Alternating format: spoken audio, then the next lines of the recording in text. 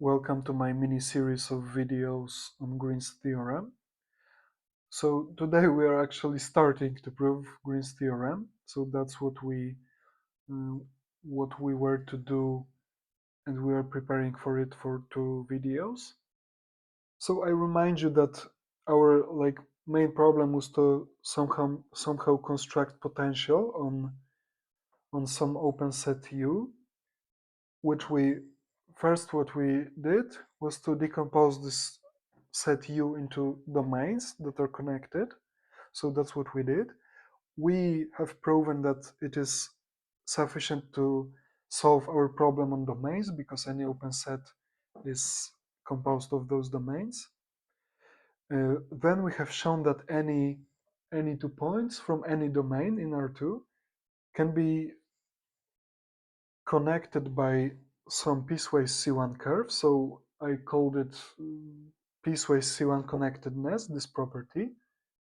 So the temptation was to define function as integral of some vector field over any C1 curve.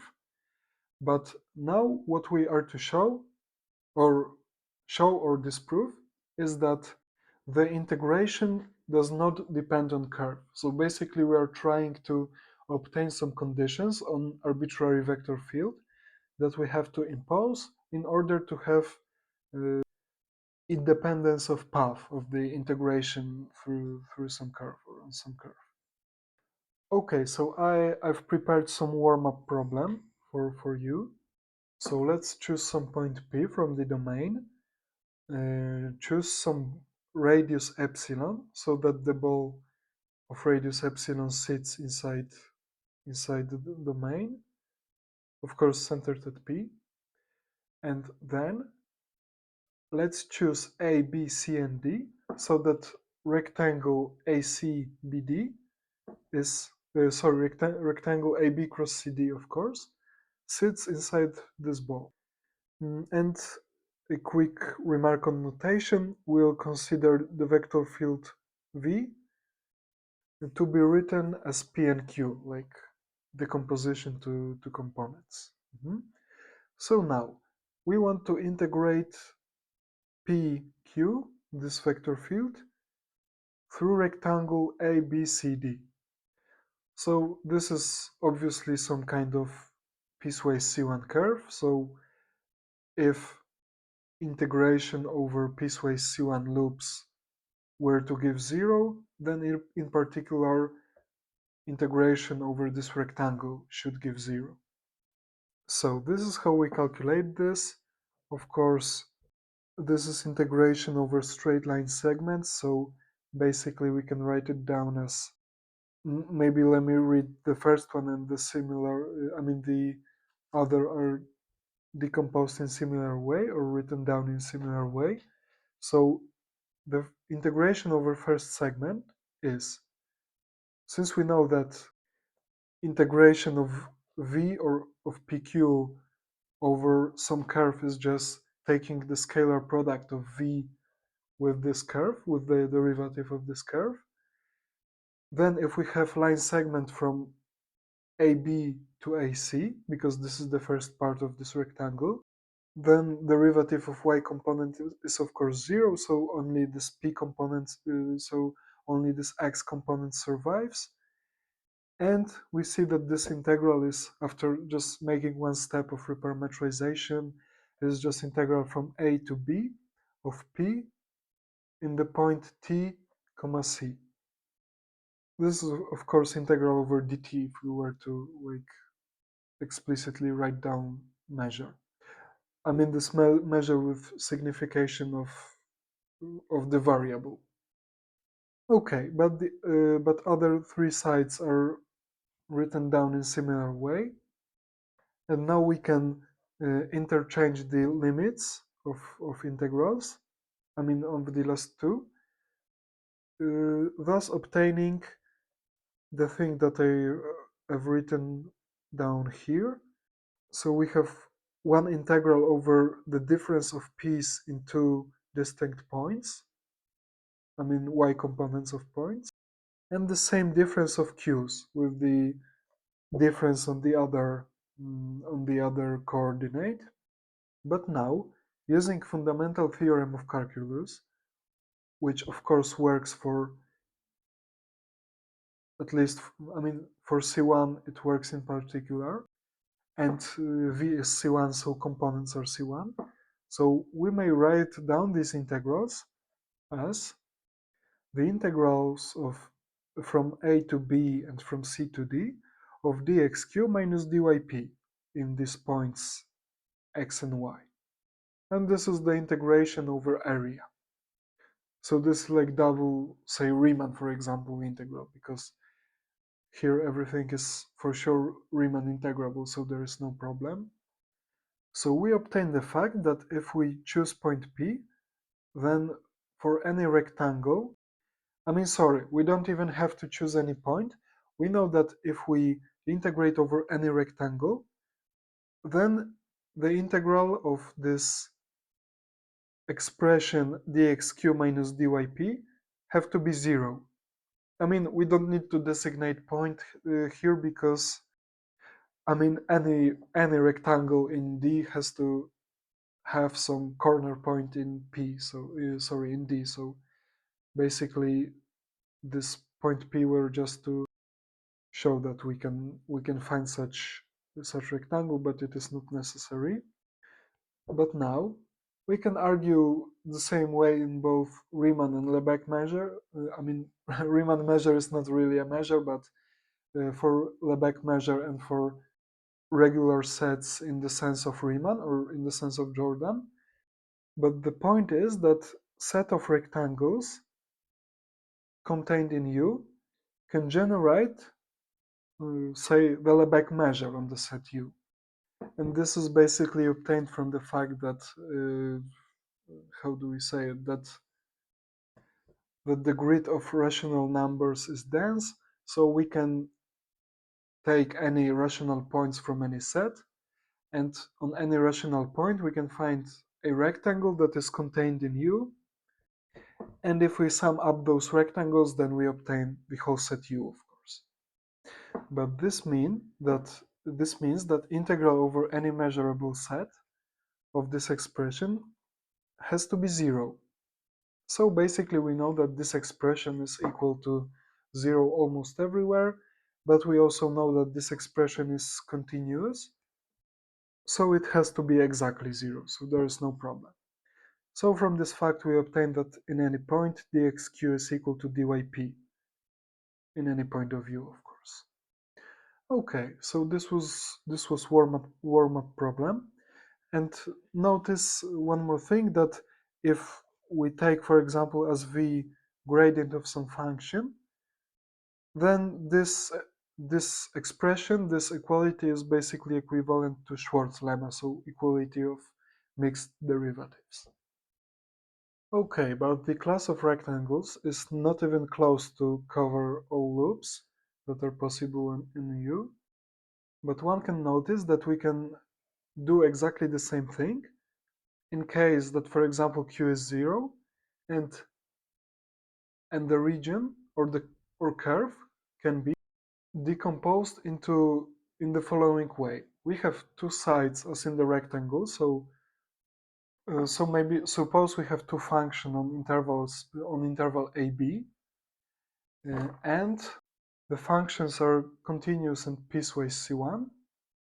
Then one of the functions is, as they say, is instead top of the rectangle, and the second one is instead of the bottom of the rectangle. So basically we have region that is bounded by two functions from the top and from the bottom, and which is bounded from the sides by straight line segments.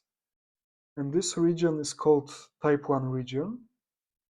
And in similar way we define region of type 2, which is constructed by exactly the same procedure, but instead of x-axis we consider y-axis to be the one over which the functions are defined. So for such regions, there is equality between integral over a curve and integral over a region inside curve. of course, integral of this difference of derivatives. And this equality is the exact thing, exact thing that we call Green's theorem. So now we are standing in front of topological problem of finding all such, say, curves and domains. I mean, it's kind of merged together, these two problems, such that this green theorem holds. Because if, for example, we knew that Green's formula holds for any region and any curve, then we would know that equivalence of integration over any path. So the disappearance of integration over loop is equivalent to disappearance of this mixed partial derivatives, this difference. So we would then characterize the problem completely. Okay, so our best thing we can do is to find some way of approximation any piecewise C1 curve with some simpler curves such that we can subdivide interior region of this simpler curve into bunch of type 1 and type 2 regions. Regions that are simultaneously type 1 and type 2. Okay, so we'll try to approximate any curve, any piecewise C1 curve, of course, with some kind of polygon, by what we means a curve that is just finite number of segments. And there is some lemma that shows us that this decomposition will really simplify the problem, because we will show that if we have some polygon which interior has no holes, whereby interior we mean say bounded component of R2 minus gamma. Or if curve has some kind of intersections, then we can consider it as sum of over all such components, because then it would have finite number but multiple of such components. Okay, so line of reasoning is as follows. So suppose, or maybe let's define singular set S of t's such that gamma prime of t is not existent. So basically we choose any t's such that gamma is not differentiable. These are vertices of our polygon. And then for any point gamma of t where t is from this singular set, we draw straight lines, both horizontal and vertical, therefore forming some kind of grid. So in this way, we decompose our plane into some kind of regions, and we can characterize these regions as follows. First of all, we can have intersection of curve gamma with some region empty, and therefore it is either in the interior of gamma or outside of gamma, where outside means that it is not in interior nor in, it is neither in interior nor on the curve. But now, whenever gamma crosses the region, then this has to be rectangle that is cut by some finite number of segments. So basically, now under assumption that polygon has no intersections, so that it is like some kind of true polygon, we know that this rectangle minus the image of gamma has several connected components, which are some kind of convex polytopes, because it can only as sides have either some fragments of the rectangle or segments from gamma. So basically, any of its vertices have to lie on the boundary of rectangle. So it has to be convex in particular. But this is a very easy task. We can show that any convex polytope is of type 3, so simultaneously of type 1 and type 2. So for such regions, Green's theorem holds. Here in my notes there is a tip on how to prove this. I mean the fact that these are really of type 3. So now we have the composition of our polygon. Basically, we now can show that, or even can see that interior of gamma, some image of gamma, is equal to sum of some polytopes from family P, where the intersection of two is equal to the intersection of boundaries. So they intersect only on the boundary. In particular, their interiors are disconnected. What's more, we know that if we were to take integral of any function f, of course, for which we can write down such integral, then it can be decomposed as sum over family P over boundaries of P.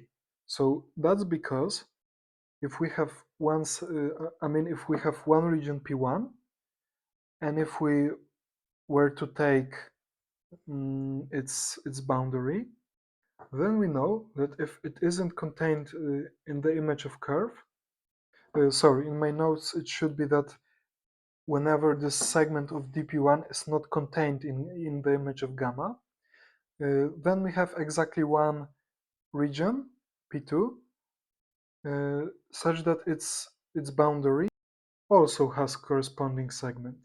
Therefore, upon proper choice of orientation, this would cancel out and we would be left with this integral. Okay, and now it shows that Green's theorem is working for such polygons. I mean, for polygons such that, for polygons that have no holes. More precisely, polygons in which interior there are no holes of U. So maybe that would be proper way to state it. So now, using this fact, it would be it would be milestone if we were able to prove that if we have some, say in loose sense, polygon converging to a curve, which will be made precise later, then that integrals over a curve on under some assumptions would converge. The other way around. Integrals over these approximating polygons would converge to integral over curve gamma, and that integrals over inside region of this approximating polygons would converge to integral over region inside gamma are also converging, then it would show Green's theorem for any curve that can be approximated by polygons. I also have some little remark that may be of some use later, namely that if we have, this condition that the interior on the plane of gamma is contained in U is exactly the fact that this interior is simply connected. So this may be useful later. Where by simple connectedness I mean the fact that any curve is homotopic to zero or homotopic to any point. But remember that we are still talking about curves that have no intersection. I will probably do something about these intersections later. So right now we are kind of working with curves that are homeomorphic images of a circle. So that's basically what we are dealing with. Okay, so that will be it for today, and I guess that in next video we may finish. I will need one or two videos, maybe more, to finish this Green's theorem proof, not more. So stay tuned and see you in next videos.